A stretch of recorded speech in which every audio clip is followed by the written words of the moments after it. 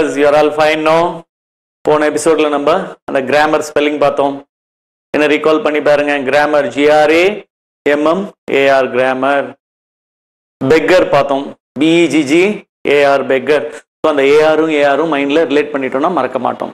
So சின்ன சின்ன இந்த ஃபைன் டியூனிங் பண்ணால் கண்டிப்பாக நம்ம எல்லாரும் பேசிடலாம். when we are learning something new and if we are unable to retain the spelling, we should relate that with the earlier one which we have studied.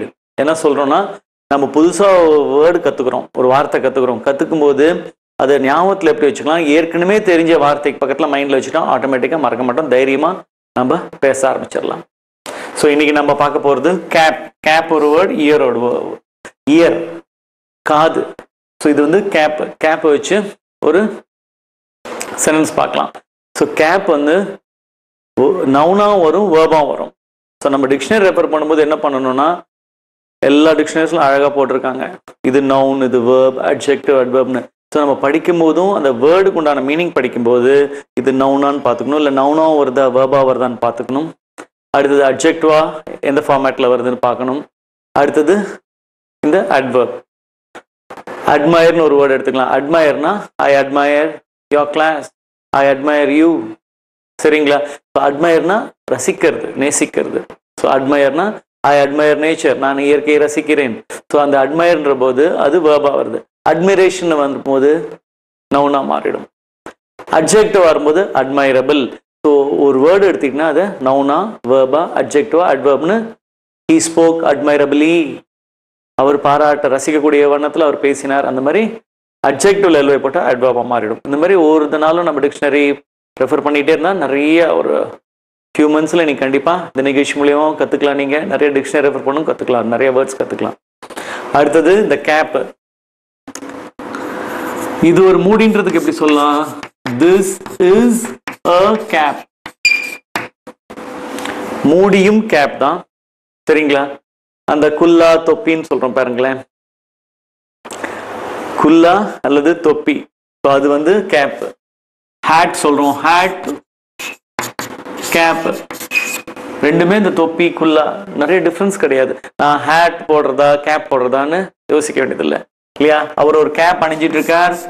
he is wearing a cap. அது கொஞ்சம் shape தான் difference வரும். இந்த gap பார்த்தீங்கன்னா இப்படி வந்து இப்படி இருக்கும். இந்த ஹேட்டு கொஞ்சம் தான் டிஃபரன்ஸ் வரும். ஸோ பயப்பட வேண்டியதில்லை நம்ம. ஸோ கேப்புக்கும் ஹேட்டுக்கும் நிறைய டிஃபரன்ஸ் கிடையாது. சரிங்களா? So he is wearing a cap சொல்லலாம், he is wearing a hat சொல்லலாம். ஸ்லைட்டாக தான் டிஃபரன்ஸ். நம்ம தமிழ் மீடியம் நம்ம ஸ்டூடெண்ட்ஸ் வந்து பயப்பட வேண்டியதில்லை. இது கேப் சொல்லட்டுமா, ஹேட் சொல்லட்டுமா, டக்குன்னு சொல்லிட வேண்டியதான். ஃபர்ஸ்ட் கிளிக் இஸ் காட்ஸ் கிளிக்னு எப்பவுமே சொல்லுவோம். ஸோ டக்குன்னு நம்ம மைண்டில் கண்டிப்பாக அந்த நேரத்தில் தோணும்போது சொல்லிட வேண்டியதுதான், பயப்பட வேண்டியதில்லை. அடுத்தது அந்த பாட்டில் இருக்கும், பாட்டிலோட மூடியும் கேப் தான். இப்போ ஒரு பாட்டில் சைஸ் மாறுதுன்னு வைங்களேன், அதனுடைய மூடின்றதுக்கு என்ன சொல்லலாம், திஸ் கேப் இஸ் இட்ஸ். இந்த இடத்துல இட்ஸ் வந்து பொசசிவ் ப்ரோனவுன். இந்த மூடி அதந்து. இப்போ 2 லிட்டர் பாட்டில் இருக்கும், 500 ml பாட்டில் இருக்கும். ஸோ அந்த கேப் டிஃப்ரென்ஸ் இருக்கலாம், பிராண்ட் டு பிராண்ட் வித்தியாசம் வரும். ஸோ அந்த கேப் வந்து இந்த பாட்டில் தானே எப்படி சொல்லலாம், திஸ் கேப் இஸ் இட்ஸ். அப்போ அந்த இடத்துல பொசசிவ் ப்ரோனவுன் வருது. சரிங்களா? அடுத்தது இந்த இட்ஸுக்கு இன்னொரு சென்டென்ஸ் எழுதுறோம், பார்க்கலாம்.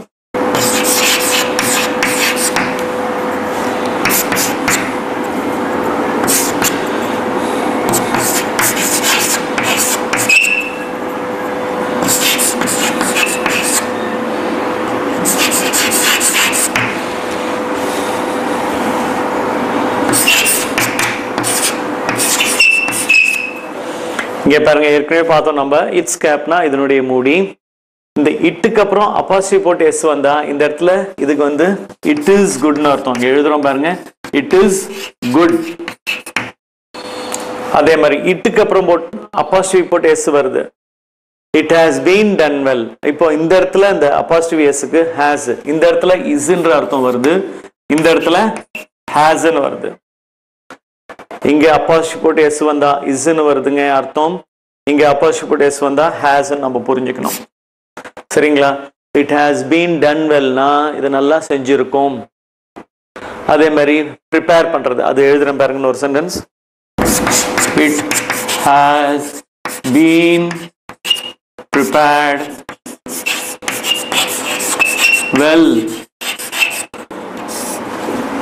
ஏற்பாடுலாம் நல்லா செஞ்சிருக்கோன்றதுக்கு it has been prepared well இல்லையா? the arrangements பன்மையா வரும்போது have வரும், அதாவது has வராது have வரும். the arrangement has been done wellனா ஏற்பாடு நல்லா செஞ்சிருக்கோம், ஏற்பாடுலாம் நல்லா செஞ்சிருக்கோம்னா the arrangements have been done well வந்துடும். அதையும் எழுதுறோம்.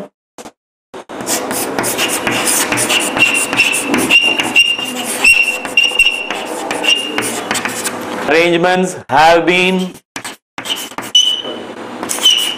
done perfectly. நல்லா செஞ்சிருக்கோம். ஏன்னா ஏற்பாடுகள் அந்த அரேஞ்ச்மெண்ட்ஸ் வந்து பன்மை வரும்போது இங்க have வந்துடும்.